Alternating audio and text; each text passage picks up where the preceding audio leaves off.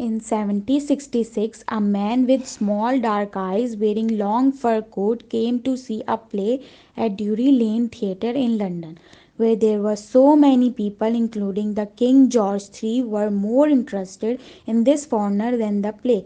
But he was uncomfortable and worried about his dog, which he had to lock in the room. The man was not enjoying the attention. He would have been much happier in the countryside enjoying nature.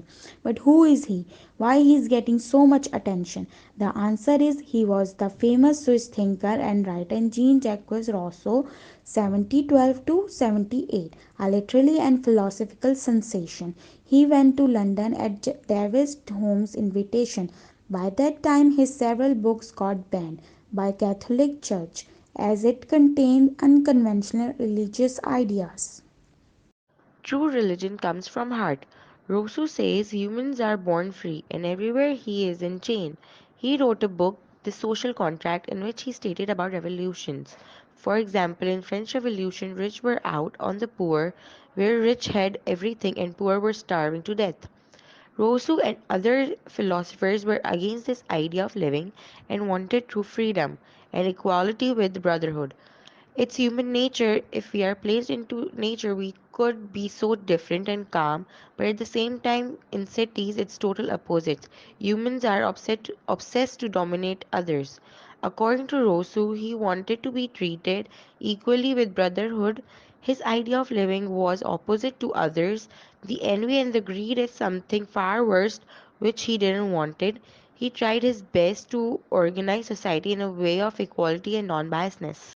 In the Social Contract, 1762, he took on the task of figuring out how individuals could coexist while upholding the laws of a state and remaining as free as they were apart from society. Rousseau believed that everyone should be free whether inside or outside the society. People can be free and also can obey all the laws of a state. These strict rules were only imposed by the society.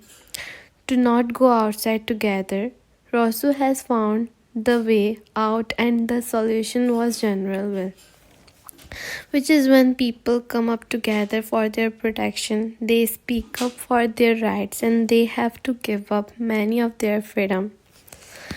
Rousseau believed that individual living for both can be free and they can also obey all the rules and regulations. General will is not to pay lower taxes, which most of the people do, but general will is what they ought to and what would be good for whole community.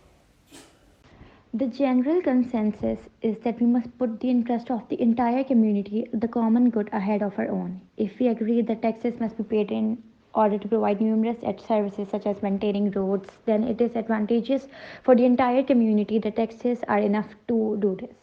If they are too low, society as a whole will suffer. This is the general will. The taxes must be high enough to deliver services at a high standard.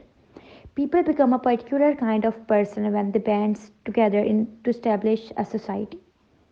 Every person becomes a component of a larger whole. Rousseau believed that following the law was the only way for people to actually be free in society. It was a person's responsibility to establish a legal system that encouraged people to follow the general will rather than acting in their own self interest. It goes without saying that making someone do anything against their will is not allowing them to make a free decision. But this did not seem contradictory to Rousseau. Being made to follow the rules would release the individual who was unable to discern what was proper. We must understand that since every member of a society is a part of this bigger community, the right thing to do is to obey to the general will rather than our own selfish preferences. According to this viewpoint, the only time we are genuinely free is when we comply with the general will, even if we are under duress. Rousseau had such view, but several thinkers after him, such as John Stuart Mill, asserted that political freedom should be the individual's right to determine what is best for him or her.